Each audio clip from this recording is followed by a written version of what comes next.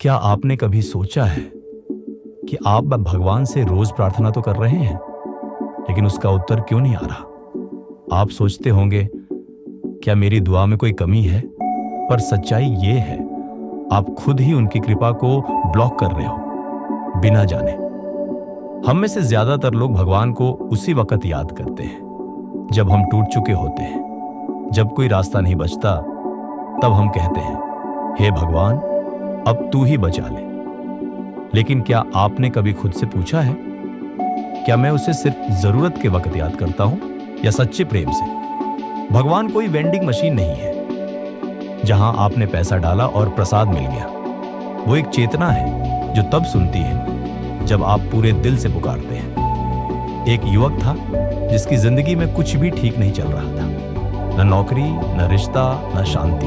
हर रोज मंदिर जाता, आरती करता और बोलता, भगवान मैं थक गया हूं, क्यों मेरी सुनते नहीं? एक रात वो बहुत रोया और उसी रात उसे स्वप्न में भगवान श्री कृष्ण के दर्शन हुए। कृष्ण मुस्कुराते हुए बोले, मैं तेरे द्वार पर खड़ा हूं, पर तू मुझे देख ही नहीं पाता। तू रोता है, शिकायत करता है, पर एक बार भी भरोसे से मुझे गले नहीं लगाता।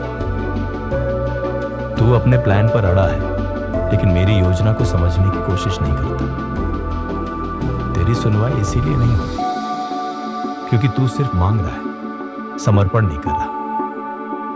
उस दिन के बाद उस युवक ने सिर्फ एक प्रार्थना की, हे कृष्ण, अब मैं कुछ नहीं मांगूंगा, बस तू मुझे अपने मार्ग पर चला।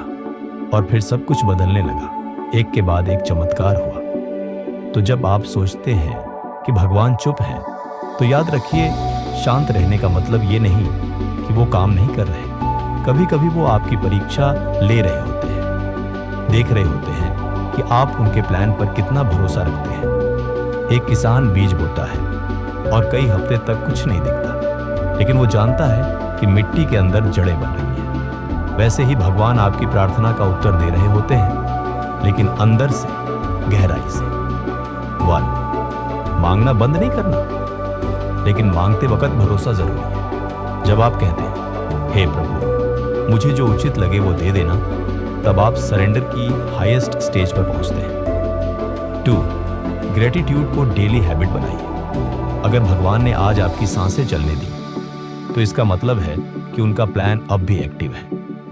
3, खुद को ठीक कीजिए, क्योंकि कभी कभी प्रॉब्लम भगवान में नहीं, हमारे अंदर होती है। हमारा ईगो, हमारी उम्मीदें और हमारा कंट्रोल नेचर भगवान की कृपा को रोक देता है।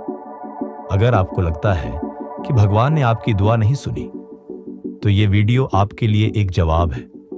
भगवान चुप है क्योंकि वो कुछ बड़ा प्लान कर रहे हैं। जिन्होंने कृष्ण को सच में पाया है, वो जानते हैं कि प्रार्थना सिर्फ शब्दों से नहीं, भाव से होती है। और भगवान उस एक आंसू को सुन लेते हैं जो सच्चे दिल से गिरता है। अगर ये बातें आपके दिल तक पहुंची हैं, तो इस वीडियो को जरूर शेयर करें। शायद कोई और भगवान से जुड़ने की राह ढूंढ रहा हो। जय श्री कृष्ण।